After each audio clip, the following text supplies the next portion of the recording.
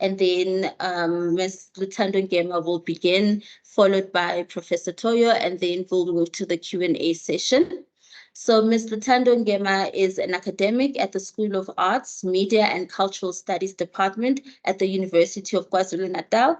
Her work is multidisciplinary and include understanding of urban cultures, representation of gender and race issues in the media, political communication, and communication for development. Ms. Ngema teaches and supervises at the postgraduate level. She is currently in the process of completing her doctoral studies. Ms. Luthando loves stories and how they reflect the real world creatively, and has worked on different storytelling mediums such as photography, film, and theater to expose the dynamics of our stories. Dr. Olutoyosi Aboderin is the first generation Nigerian from South Jersey. In May 2013, she defended her dissertation, How to Get Away with Feminist Propaganda, an Afrocentric analysis of gender, ideology, and relationships in female-led television dramas. She graduated with her doctorate of philosophy in Africology and African American Studies from Temple University, and with research interests spanning Afro-diasporic representations in film and television, racial stereotype in media, Africana womanism, Black womanhood, and African gender construction. In 2022, Dr. Aboderin joined the Brain Mayer College community as the first Andrew W. Mellon Fellow in African Studies, where she offers courses such as race, gender, media, and introduction to Africana studies. Dr. Aboderin also serves as a dual credit program and consortium director at Stocktop University, where she lectures on the collegiate level and oversees the curriculum development of local high school dual credit courses in Africana studies. She is the recipient of the Stockton University's 10 Within 10 Award, the Adelaide Stanford International Afrocentric Education Award, and the Stephen P. Covillion Research and Scholarship Award. Thank you so much to both of you, Ms. Luthando Ngema and Dr. Toyo, for being with us today and for being willing and open to share the platform with us and in ideas and also in contributing to the decolonial discourse. Ms. Ngema, the platform is yours. Thank you, Mbadi. I wanted to share it only allows for people in your organization. If you can give me pass to share, or I can carry on without the sharing. But my eyes will keep looking somewhere else. So I can edit that real quick and then. Oh. All right. Sorry. Sorry to inform you when it's happening. So I feel like before we start, I feel like Umbali has already done my presentation. So I'll hand over to Prof. Toyo because Bali took all the good points of what I wanted to say. Okay. Bali, tell you what, I'll go ahead and start and okay, just I've made the setting, just try to share and let's see. Oh, all right, thank you. Are you? Oh. Yes, I can, yeah. Great.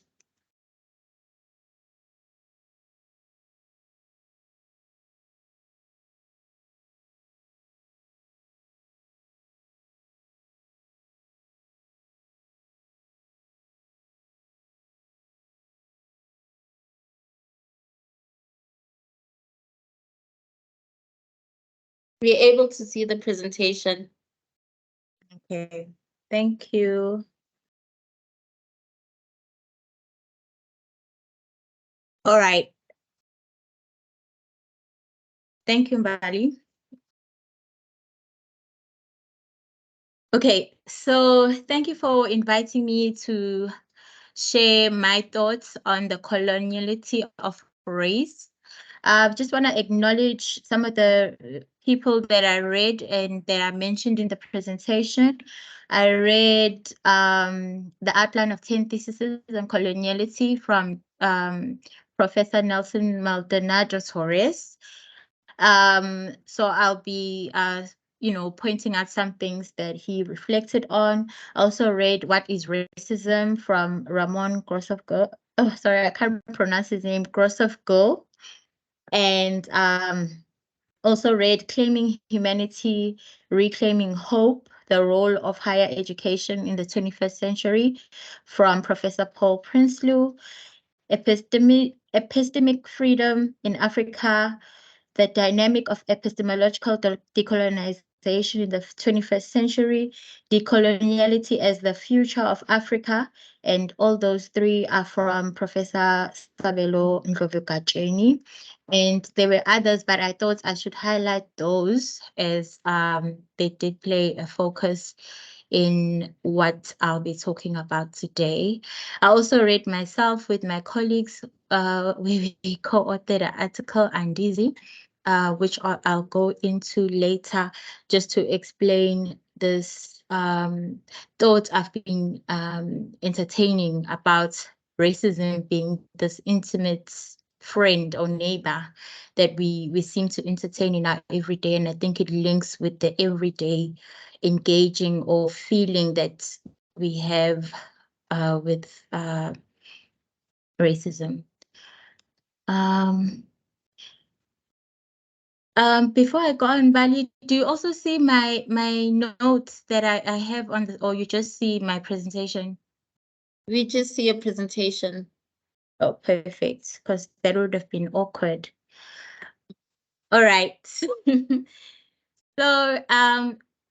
with colonialism, there are so many thoughts about it and what it means for, and especially what it meant in the past and what it means today. And I liked what I read with this notion of what is presented in the epic school about what colonialism is, and the episodic school. So just briefly, the epic school identified 6 long-term consequences of colonialism, and then the episodic school only looked at colonialism as an episode in African history. So with the 6 terms, firstly, colonialism, and capitalism are seen as the drivers, or the one thing that forced or incorporated Africa into what we know and understand as the networked economy or the world economy. And that really began with the slave trade, and it really forced, and force is really a light term. It bashed Africans into that system, especially the labor system, and really creating the minimizing of people again for labor to really emerge the international capitalist system. So it was a drag. Africans were dragged out, they were pulled out, they were disconnected to be part of the labor system for the world economy. And that still permeates even today. And then the second term or consequence of colonialism has been the famous exclusion of sovereignty, like Africans having a say in terms of how they move around or how they own land, or who owns the land. And that happened with the Westphalian sovereign state system, and it was physically partitioned. So the nomadic system that maybe Africans had was completely dismantled. And so the movement in Africa significantly changed, and it was further enforced during the Berlin Conference, that Africa should be partitioned in particular ways. And later in 1945, after or post the World Wars, through the United Nations sovereignty state system, some African countries, or most, were again invited, or invited back to the world. But that invitation, representing post-colonial states, was really an admission to the lowest echelons of what we understand as Euro North American domination state systems.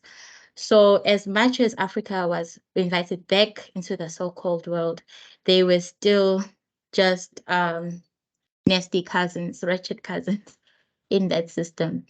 Then Africa, the third consequence was that Africa was incorporated into the Euro North American centric world culture and European languages. Even today, we still struggle as a continent to even have a continent language. We do have languages that we don't promote as much as we promote Euro languages, Euro American languages, your English, your Dutch, your French. Those are still Spanish is even. Those are languages that we put as prominent languages of the world.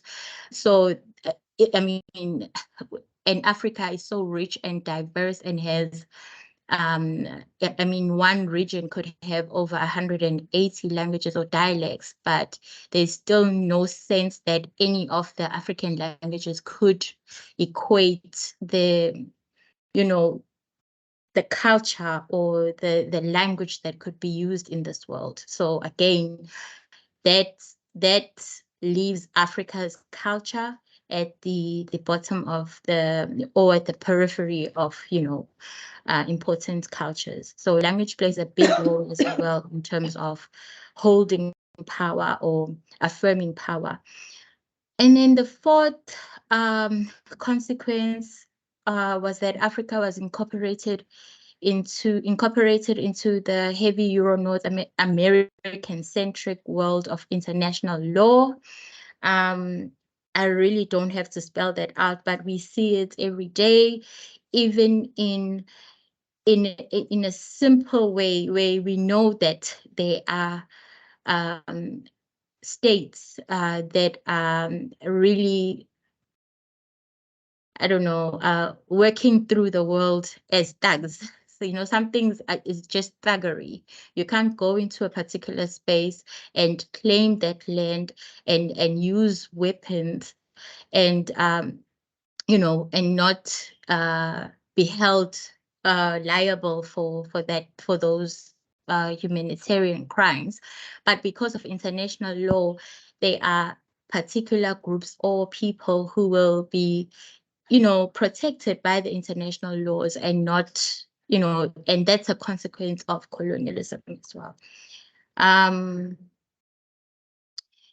lastly, Africa is dragged into the Euro North American centric moral order, which is dominated by Christian thought. And so what Africa knows about itself is what Africa knows about itself or other parts of Africa is profoundly influenced by the West. And this was a notion that was shared by Muzarai, who was the one who contributed to this epic school that identified the terms and consequences of colonialism. So what the episodic school on colonialism counters what is expressed in the epic school of colonialism. And what happens there is that it believes that colonialism just arrived and it has left Africa and therefore does not exist anymore. Therefore, it does not permeate the space, it does not persist. And also the school of thought there believes that Africa has a voice or an agency and has the power to make its own history. But scholars like Gajani Ndlovu believe that if we if we think of colonialism, if you think of colonialism as something that is episodic, then we forget the injustices that it came with and still continues to control most of the world with. So even though it counts as the epic school, and it is true, it was episodic in some aspects, but we cannot completely say it has left. And this perspective cannot be understood as an event or an episode. Colonialism can't be understood as just an event or an episode, because it plays a major part on how the world today is designed or operates. And McNullo termed this, Professor McNullo, Walter D. McNullo, termed this as the global design, of what became entangled with the everyday, right? And our local histories are closely entangled with colonialism and what took place during colonialism, and our culture, our languages, how we relate, and then the post-colonial world, is a global coloniality in itself. This is something Prof. Ramon Grosserfeld extended in his talks, where he explains that the coloniality that we now operate within is an extension of colonialism, really. So there's global coloniality. So it can't be an episode because it still continues. It's just continuing in a different realm or a different way. Coloniality cannot be separated from Euro North American centric modernity, which is the ethos of coloniality. So a lot of our African leaders today maintain some of these, the consequences or things that we dealt with or were introduced to. And,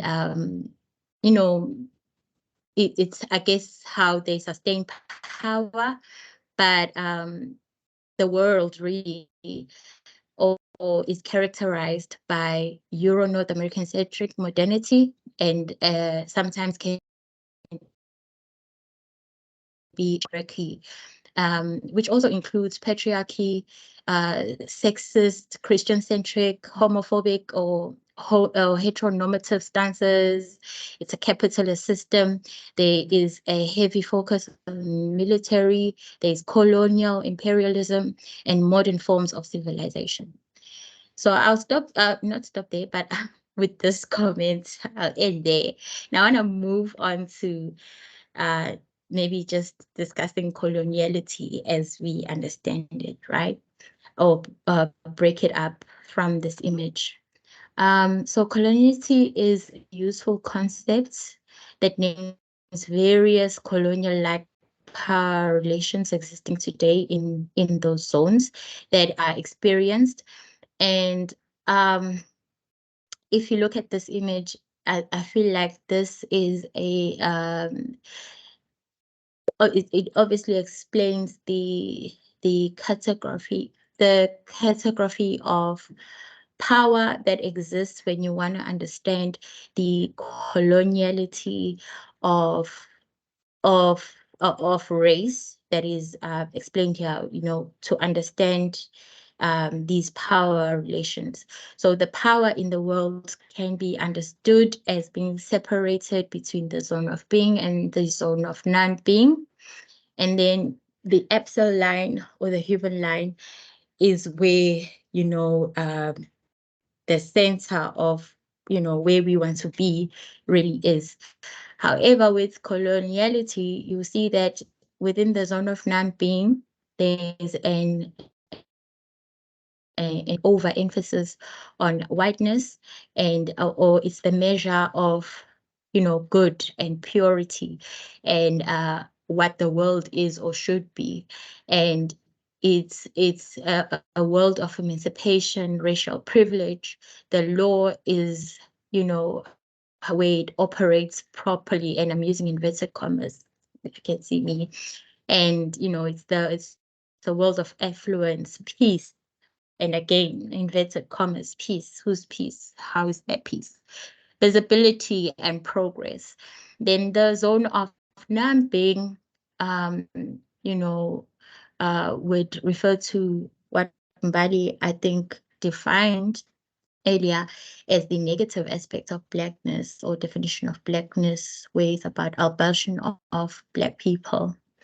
And there it's the zone of non-being, where there's a dominance of war, violence, dispossession, invisibility, poverty, and death. So the zone of non-being is not necessarily a space of, or a space designed by Black people, or non-whites, rather. Let me use that term as well. To be a space of war and violence. It's that dispossession, as we all know, and we heard in the introduction, really comes from this process of coloniality, which is that relationship that helps to sustain the zones, of zone of being and the zone of non-being. So, um, how do I explain this? Sorry. I just want to check something from my notes.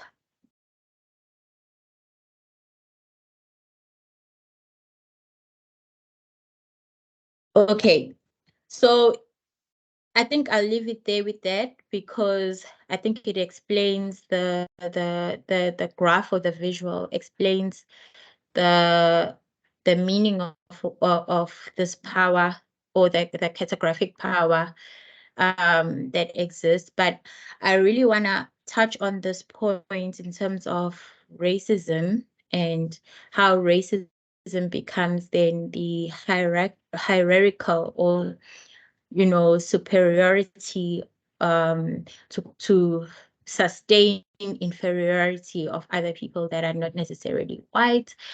And it is a construction, and it can be constructed and marked in diverse ways.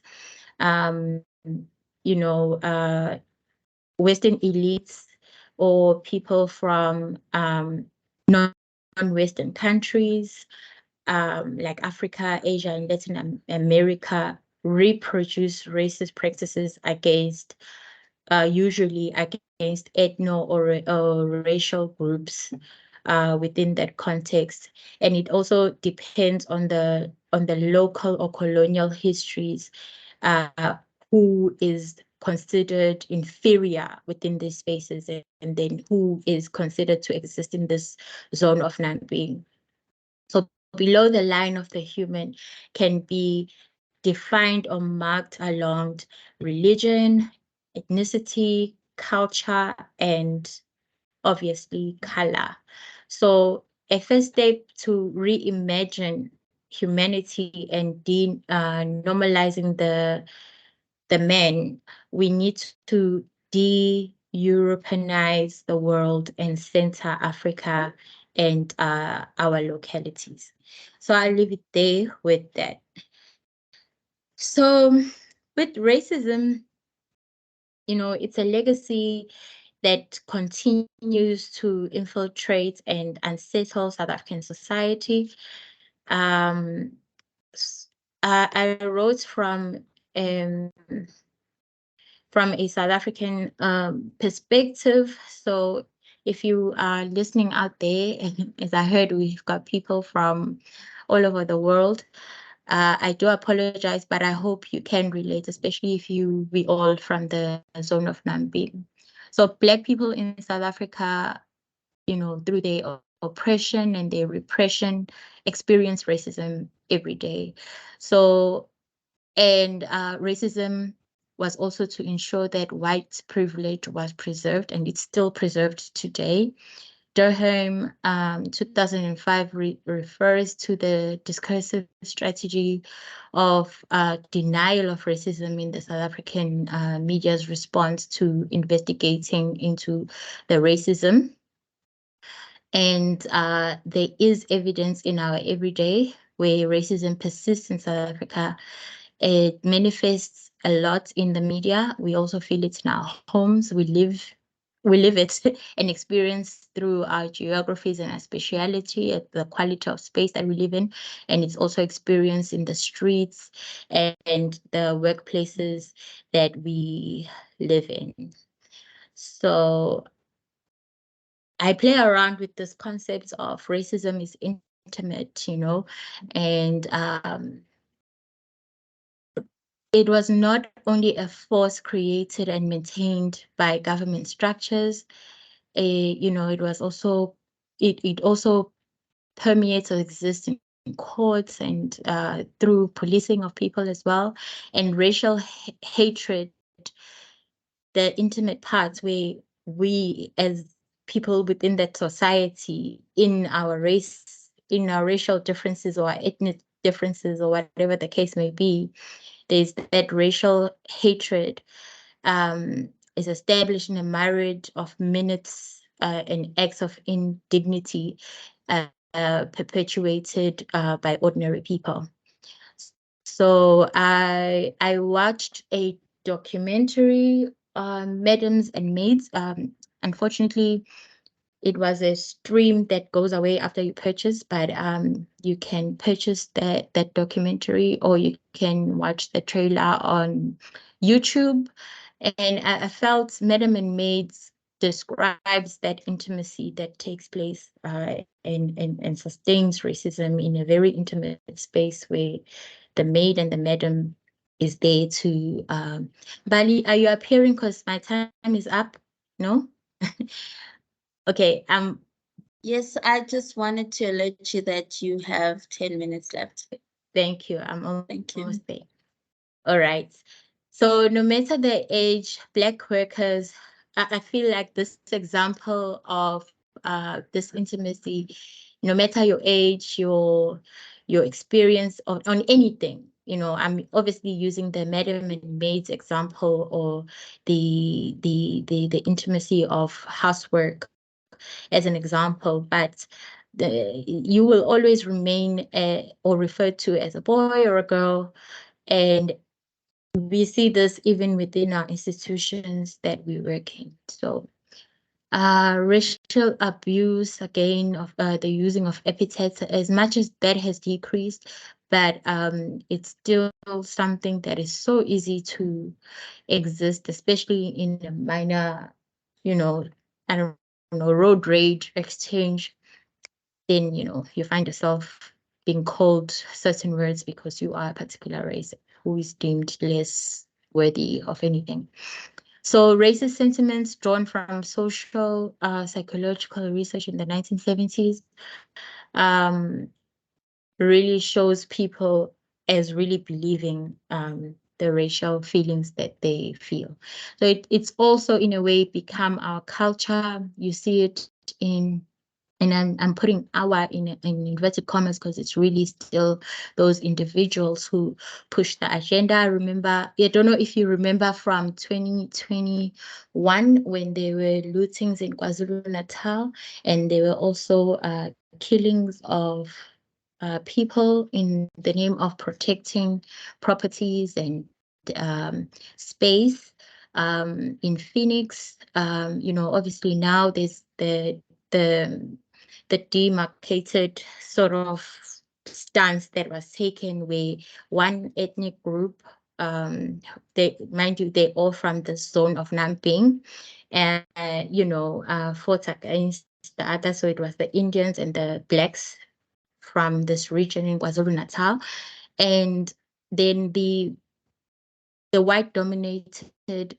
political party took the opportunity to fuel the the racist issues that were going on in that space, and they created these posters. It was during the campaign for local government at the time. And these posters are an example of the intimacy of racism that took shape at that time. I won't go into detail because of time, but if you remember that moment, I think we need to understand it as something that just reflects that intimacy that is of disrespect that um, we are subjected to as people from the zone of non-being. Not that, yeah. And then we have Penny Sparrow, um, who got really famous and popular for her racist rants on Facebook, and where she called people monkeys because she felt certain people shouldn't be in particular spaces, like the beach, because they resemble monkeys to her. So anyway, this is how she got famous. Every time you talk about Penny Sparrow, even at her death, you remember her as calling people monkeys. Yeah, again, these are just different examples of this intimacy with Belinda, also having a racist rant and hate speech. She was found guilty of impairing dignity of Black South Africans with her words that she used when she was going through the rant. And then the picture next to her refers to racism on South African campuses, which is what I want to talk about. But I don't really have time, but I'll touch on it. And then watch Free State School. Oh, sorry, Free State School accused of racism after teacher stands by. Again, that intimacy. The teacher watched a particular race of boys hitting a Black boy, strangling him almost to death, and nothing was taken care of there. And yeah, so basically, I wrote with my colleagues Ongeza Mpele noMcebisi Moyikwa and Fikile Vilakazi. We wrote an article about our experiences at the institution that we work at, and we were just and then we conceptualized the work around this concept of Andizi, which really was a very popular statement on social media when people refer to a particular incident and then affirm that, oh, I'm not attending that. Andizi, loosely translated, is I am not coming. Andizi, forget about me, leave me out of that conversation. So we conceptualize this just to speak really about our sort of experience in the institution, and really saying, you know what, I'm not going to attend to the racial issues that you have. So this time we're speaking to the institution really as somebody, as a body, because the institution does represent a whole lot of racial and sexist sort of moments for us. And I think those were also hugely ballooned during COVID-19. And so when we had these Zoom meetings talking through about them, we realized, oh, as much as this is just a conversation between us and we reflecting, we really wanted to explain and also theorize, I guess, or frame, yeah, right, let me use the word frame how these particular moments also show examples of the persistence of coloniality of race within the institution. So yeah, I think I asked somebody to share the article, and I hope with this understanding of what I shared about the colonies of race, you will get where we were coming from in terms of this article. Thank you so much. Mrs. Lutando, you can give you 5 more minutes if you want to add something. if you want to continue with the presentation. No. I'm fine. I'm Okay. fine. I think I'd rather go into questions later than take up time.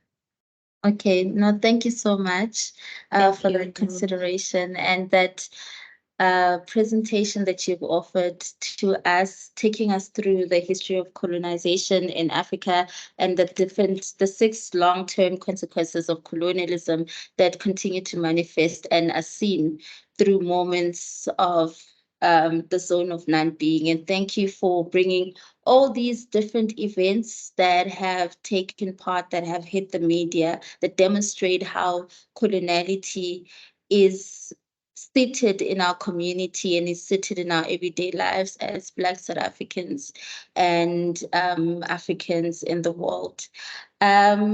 So yes, I will share the article or the paper with the students, and hopefully this will birth a long ongoing conversation on the discussion. Yes, we will open for questions and answers later after Professor Toyo has also shared what she has prepared for us today. Thank you. Prof. Toyo, the floor is yours. All right, thank you so much. Let me see if I can share my screen. Uh-oh.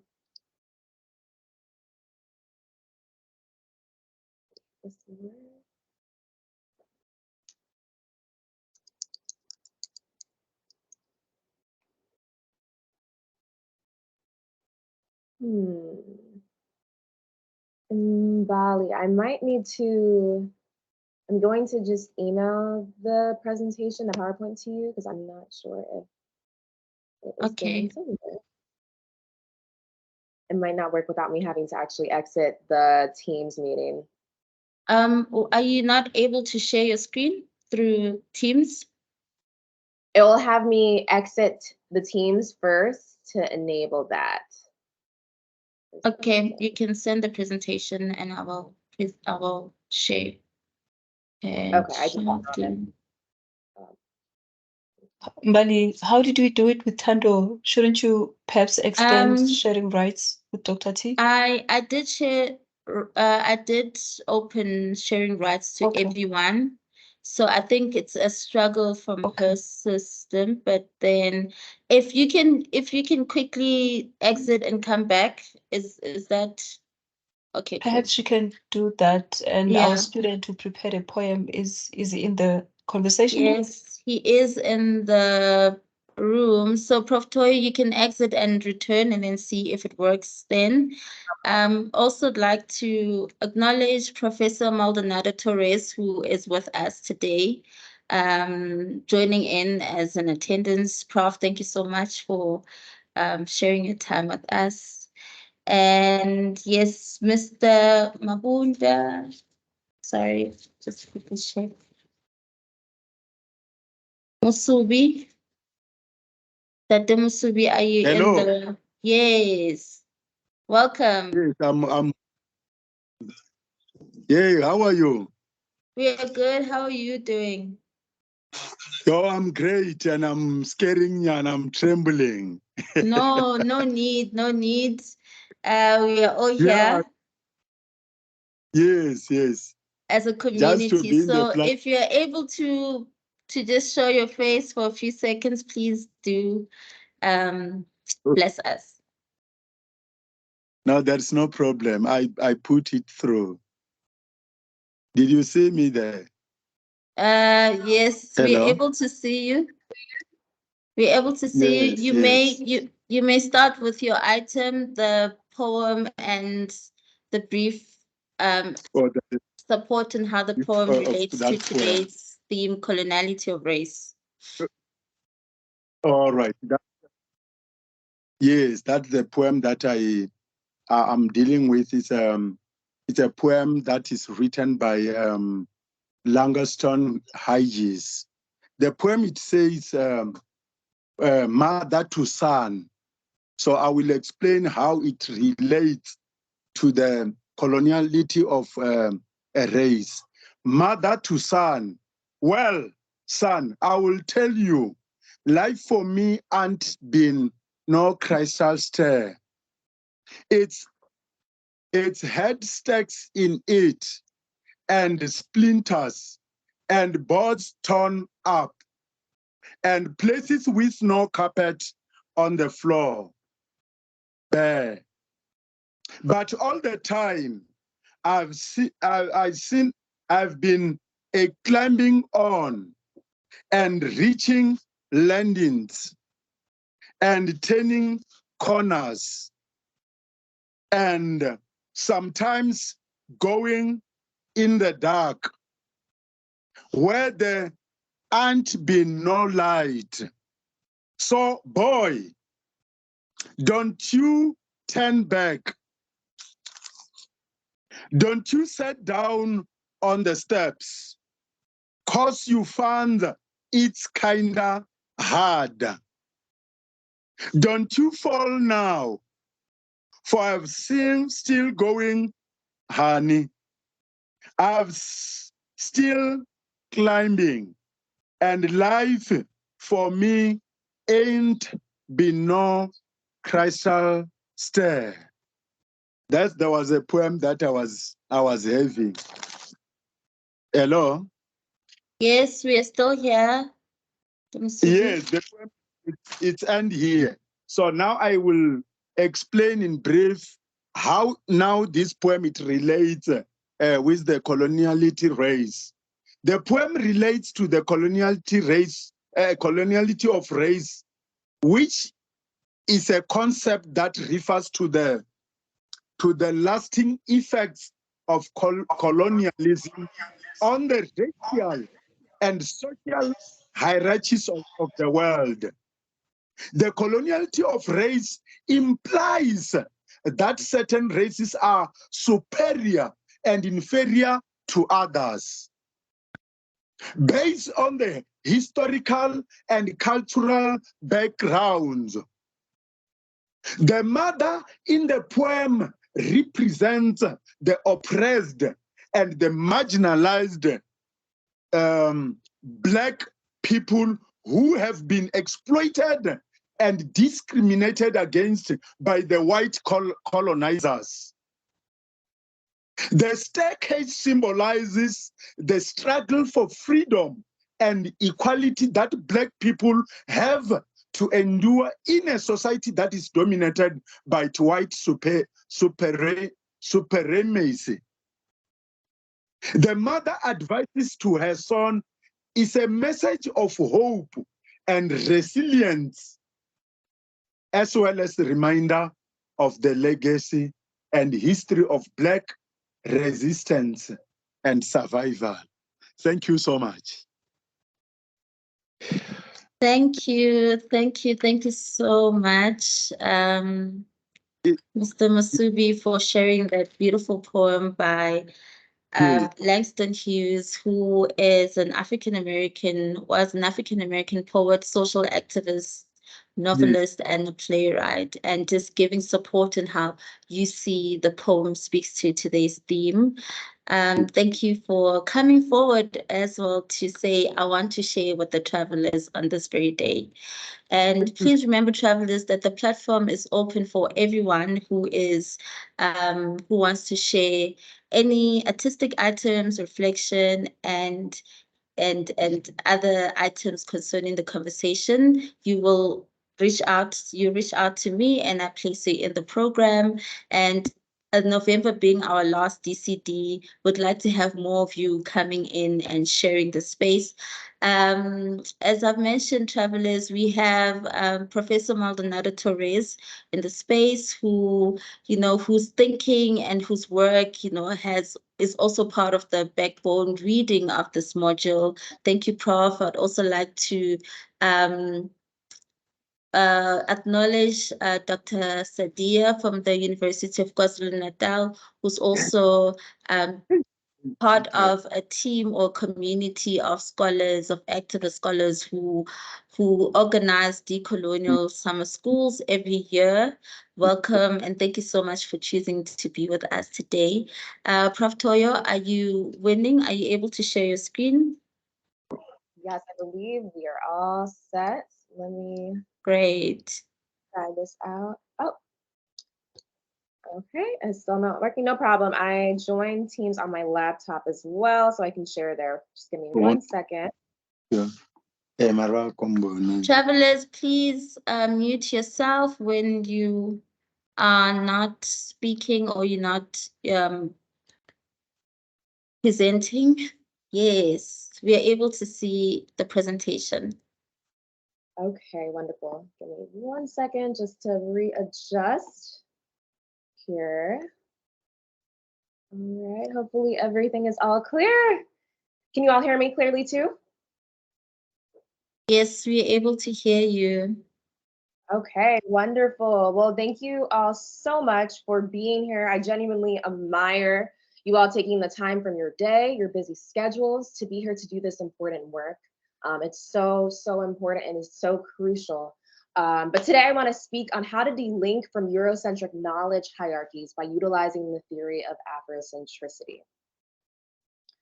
Just to give you a little bit of background on who I am and my research, because it's directly tied to decoloniality. I attended Temple University, which is in Philadelphia in the United States. I studied Africology and African American Studies. Our program there at Temple is actually the very first doctoral program in Black Studies or African American Studies in the nation, in the United States. So I was able to attend that school and learn under faculty like Dr. Malefi Kete Asante, who I'll be talking about later in this presentation, and Dr. Ama Mazama, who actually helped develop that department. But in April of this year, I defended my dissertation entitled How to Get Away with Feminist Propaganda, which is a play off of the show How to Get Away with Murder, if anyone is familiar with that show and has seen that. Also, please use the chat. I love to talk, I love to interact. So if you have any responses, please use the chat. I'll definitely be watching that and seeing your responses there. But I was able to defend my dissertation, and my research specifically analyzed from an Afrocentric perspective, gender ideology and relationships in Black female lead television dramas. It was important for me because I wanted to analyze Black and therefore African romantic, sexual, and platonic and familial relationships, because historically, these relationships on television and film had been pretty negatively displayed and depicted. And these images seem to be very harmful to the Black community, but also African communities across the diaspora, right? So with this research, I developed the theory of feminist propaganda. In addition to analyzing these relationships, I saw that feminism specifically was being inserted in these television shows, and it was very prominently displayed in these television shows. However, there was detrimental effects to what we were seeing, right? I define feminist propaganda as the deliberate, inadvertent, or unconscious publicity of feminism and or feminist censored thought in media for this reason. This was particularly important to me because I believed that feminist propaganda was dangerous to Black and therefore African people, specifically because it's antithetical to African culture. And we can speak a little bit more about this later on in my presentation.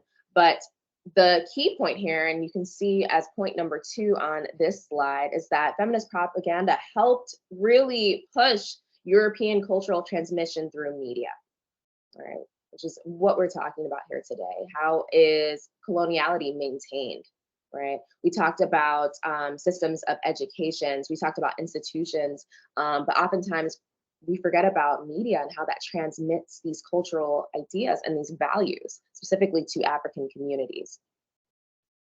For this research specifically, I looked at 8 different television shows. They're all American television shows that star a Black female lead. I'm not sure if you're familiar with any of these, but if you are, please put it in the chat. Some of the shows I included in my study were Scandal, of course, How to Get Away with Murder, Star, Greenleaf, Empire, Queen Sugar, and Being Mary Jane, and Insecure, right?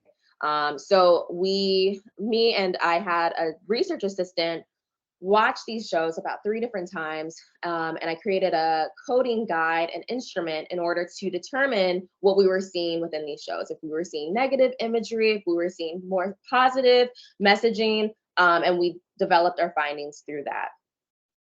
The findings were fascinating for many reasons and supported many of my hypotheses, which was nice. But just to share a couple of the interesting results.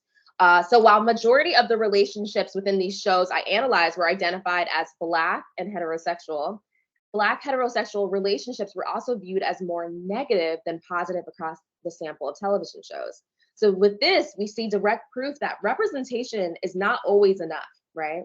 Especially if the messages that we're receiving are harmful. And this is important because we live in a day and age where diversity, equity, inclusion, representation are constantly pushed. And just to be clear, my perspective is, American perspective, right? I live in the United States currently, but this is something that we see globally. We see this impact globally. There's been this push for just representation in general. If we see an African person on a television show or on film, or if we give them a space to talk, we believe we've done something good. But what if those images, what if those messages were harmful? Is that representation then positive? Probably not, right? In addition to that finding, the depictions of Black men and women working together in these television shows was also depicted as mostly negative, right? Which is very, very telling about what we think, especially for American media, what we think about Black people in general working together, specifically Black men and Black women. Additionally, Black men were significantly depicted as enemies, as dangerous, as angry, and as violent in these television shows. As you can see, some of the stats are on the screen, but this result for me was very, very alarming because we know historically African people on television and film have had to endure very troubling stereotypes. I've listed just a few here on this slide. I'm not sure if anyone is familiar with the scholar Donald Bogle. If not, definitely write his name down to check out some of his scholarship. But he writes extensively on anti-Black and anti-African stereotypes that are prevalent in film, television, and in literature, right? And this is important for so many reasons because it's not just about what we're watching, what we're consuming, but these have long-term effects on our mental conditioning, right? Which I'll talk about in a few. But some of these stereotypes include the Uncle Tom, which depicts Black men as very submissive, as servant-like. We have the mammy stereotypes that depict Black women as desexualized, as maid-like. We have the Black brute that depicts Black men as violent and hypersexual. And even the sapphire that depicts Black women as angry and highly irritable. And the important piece here is that no matter what these stereotypes are, they help to dehumanize African people wherever they find themselves in the world, right? They help to dehumanize African people, but we also have to think about the psychological impact these images have on us as an African community, right? If we're constantly seeing ourselves as hypersexual, if we're constantly seeing ourselves as violent, as dangerous, as less than, as inferior, right? How does that contribute to coloniality? How does that contribute to the coloniality of race in particular, right? What does that then have us thinking about our race as a whole?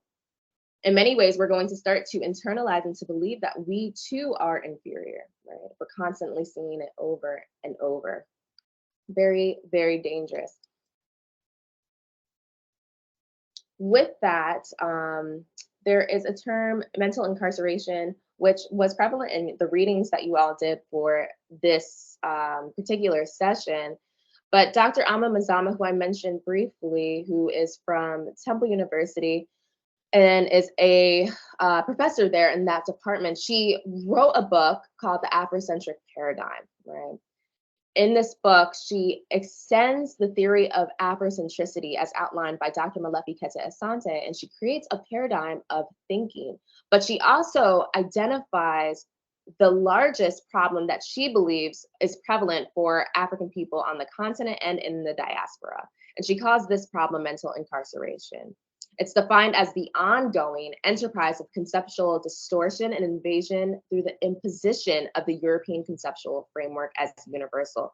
And this is important because Ms. Lizando actually had briefly mentioned that this mental incarceration, this is not episodic, right? This is ongoing, it's prevalent, right? It's still happening today. And if we don't take a hold of it, it will only continue to happen, right? This is why it presents as a main problem, a huge problem that we have to then deal with. When we say conceptual framework, what we're really speaking about here is how we see the world, right? So the problem that we're dealing with mental incarceration is being forced to see the world from a perspective that isn't ours, right? Deeming the Eurocentric view, the Eurocentric perspective of life as the only correct perspective. That's the problem. That's the conceptual framework that has been imposed on African people. The most dangerous part about this is that oftentimes it's unconscious, right? Oftentimes we can adopt these ways of thinking without even realizing it. I mentioned earlier feminist propaganda. I called it propaganda specifically because propaganda is meant and designed to be invisible, right? You're not meant to know that it's there to manipulate the way you're thinking. If you knew how it worked, it wouldn't work. It wouldn't be as effective. So this mental incarceration, this is so dangerous because it can be so invisible in that way. And additionally, no one has to necessarily physically force us to believe this way and to see the world in this way, because oftentimes African people, we have internalized these beliefs. And just to give you a few examples of that, when I was younger in the States, I grew up in a church. I grew up in a Christian church, and I was one of the teachers in the church setting for Sunday school. And we had a color book that we were supposed to use to teach children about the gospel story, right? And at the time, I was so young, I didn't even realize how problematic that was, right? But colors like red was supposed to symbolize the blood of Jesus. Colors like gold was supposed to symbolize heaven. But when it came to white and black, white symbolized purity, right? Good, right? Being saved. Whereas black symbolized bad, sin, death. And something as subtle as this idea that black, right, we as African people are also referred to as black, that can be and come with such negative connotations is so simple, such a small thing, but it can condition us to think of ourselves as inferior, as less than, or even to associate color with being good or bad, right? And here we were teaching these kids at such an early age to adopt this way of thinking. I think about even beauty standards when we're talking about mental incarceration and coloniality. We think about filters, Instagram filters, TikTok, Snapchat, whatever you have. If you analyze these filters, oftentimes what they do is they lighten your skin, right? They make your skin, they claim to be brighter, to beautify you, but they're really lightening your skin, adding European features to your eyes, to your hair, straightening your hair, straightening your eyebrows. We have to be very critical of this. What is that saying? What is that saying without having to actually blatantly say out loud, right? It's really putting at the pedestal a Eurocentric ideal of beauty over one that is African. What's wrong with our hair? What's wrong with our skin color, no matter what shade it is, right? These very, very subtle examples can be so dangerous if we do not interrogate them, if we do not confront them head on, right?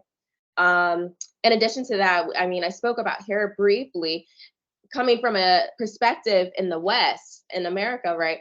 We think about the professional setting often. When people go out for interviews, they're told to dress professionally, right? And oftentimes that means you have to tame yourself, whether it's putting on a suit, whether it's the way you speak, but oftentimes the hair you're wearing is politicized, right? Oftentimes they say, you should probably straighten your hair or make it flat, tame it so it's not unruly. But what does that say about our natural hair? Our natural hair, our afros. What is that unconsciously saying, right? How is that enforcing this inferiority, this hierarchy? And how can we decolonize that? How can we step in and really interrupt that way of thinking? History even is another example. And I know Ms. Uthando had mentioned briefly languages even, and how there is more prevalence and priority given to European languages, or the love languages and the romantic languages, right?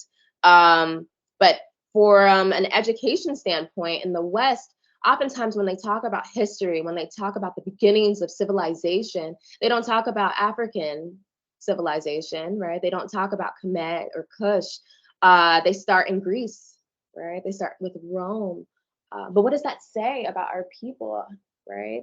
These examples are, once again, so subtle, something that we can easily just move past, but we have to really interrogate the way they have us thinking about who we are as African people. We have to think about, the erasure of our greatness as African people, our contributions to society. And it's important, it's crucial truly for us as African people to be able to see the world from our perspective. For that reason, Dr. Mazama says that what will alter white supremacy's devastating impact on us is deliberate and systematic mental and cultural relocation, right? And this is Afrocentricity.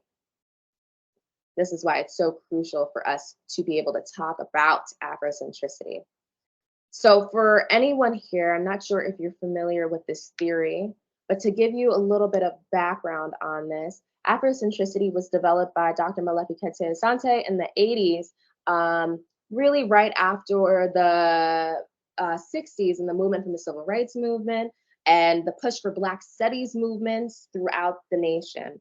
And he pushed for this because while we were having increasing amounts of Black history and African history courses, some of these courses were not necessarily being taught from an Afrocentric perspective. African people were being taught as objects rather than the subjects of their own stories and their own narratives. And he saw this as a problem. So he was the first to create a systematic intellectual approach based on the centrality of African experiences for African people. So he really went in to center African people within the study of African history. And he pulled from influences from Harold Cruz, Marcus Messiah Garvey, who spoke about wearing Black spectacles, right? Seeing the world from a Black perspective if you are African. He pulled from the influences of Kwame Nkrumah, who was actually the very first person to use the term Afrocentric in 1967, and even W.E.B. Du Bois. He pulled from all of their influences to develop this theory. And are you still, I hope everyone is still with me. I hope we're all moving. I hope you can all hear me clearly as we're moving through this. We're doing good so far? Wonderful. All right, so just to define Afrocentricity, Afrocentricity here really focuses on placing African people at the center of all African phenomenon. And this is not to say that all people in the world should see the world from an Afrocentric perspective, but African people should. Right? We should not be using Eurocentric ideals and value systems to see our world or to interpret history or to interpret education. We should be using our own systems. We should be using our own theories, our own perspectives. So with Afrocentricity, it's not simply just the study of African people. It's not simply the study of African history. Really, it's not truly even about the data, but the perspective on the data that we use. Okay. This is important because it's not subject to the ideas of European hegemony. All right. It's in itself intellectual decolonization. It's crucial for African people to understand this. Some important features of Afrocentricity are these three things. First being agency, right? This is defined as the capacity of individuals to act independently and to make their own free choices. We know African people historically have been forced to make choices that don't necessarily reflect their own cultural ideals, their own cultural values. But we're taking that agency back, right? With Afrocentricity, we're allowing and we're pushing for African people to be able to make choices for themselves. I spoke on this briefly already, but centeredness is key to Afrocentricity as well. We're no longer marginalizing the African perspective. We're not marginalizing African spiritual systems, African languages as less than or as inferior to those that are European, right? We're centering them within our studies of African people. It's very important to really go in and to actually make this intellectual shift. And lastly, and what I truly believe to be the most important, is this idea of victorious consciousness, which is really a spirit of Ngia, right? It believes that we are not defeated, right? Although our history is marked with tragedy, right? We choose victory nonetheless, because we've been victorious before and we will be victorious again, right? And I think this is so important as we talk about the work of decoloniality, because we have to believe it's possible, right? We have to believe, and we have to be able to envision that. If not, then it's futile. So I want to briefly speak about applying Afrocentricity, right? And how we take this theory and extend this to the real life, our real life experience and real lived experiences. So as mentioned earlier in our introductions, my perspective is, and my research is really centered in media and film and television. So I'll be giving you very specific examples of how we can go ahead and use Afrocentricity in the decolonization of media and television. But I also wanted to briefly talk about terminology and how important it is, and to be intentional about the words we're using, to be so intentional about how we're describing things, right? Lexical refinement, as we discuss in our field of Africology.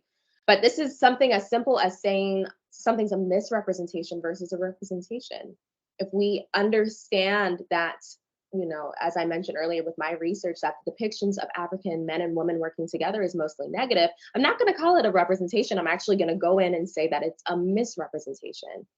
If I see that there is a stereotype that is constantly pushed in the media that is harming our community, I'm not just going to say it's Black or African. I'm going to say it's anti-Black, it's anti-African, right? I'm going to be intentional about the terms that I'm using. Even with enslaved African versus slave, we know that African people didn't just wake up one day and decide to be slaves, right? No. We know from history that they were enslaved. And I know Ms. Luthando had mentioned this briefly, the process of how that all happened, that wasn't just willingly.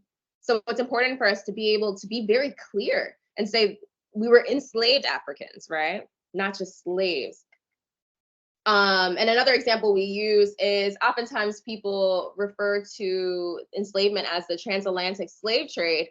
But the ocean wasn't trading slaves, right? The ocean wasn't the one going ahead and enslaving Africans. So we have to be very clear that it was the European trade of enslaved Africans, right? Being very intentional about that terminology is one way to really step into decoloniality of race. But just again, sorry, to interject, you have 5 minutes left. Wonderful. Okay, I'm almost done. All right, so I just want to end with two different slides and contributions for applying Afrocentricity and decoloniality of race, specifically for media. I developed 7 steps to analyzing film and television from an Afrocentric perspective, right? So first step is to identify any anti-African stereotypes in whatever you're consuming. And by the way, you can utilize this even for literature, really for any content, any visual culture. But identify if there's any anti-African stereotypes prevalent. I mentioned some earlier today with the mammy, the sapphire, but there are so many more, and just going in and being very critical about what we're seeing. Next, examining the prevalence of victorious consciousness within these television shows or films, right? What is the underlying attitude and the spirit within these shows, these books, right? Next, measuring the level of agency the African characters have or do not have. Oftentimes, African characters are marginalized and pushed to the side, barely have any speaking roles, right? Barely are able to even act as agents or as subjects of their own stories. So going in and measuring that, right?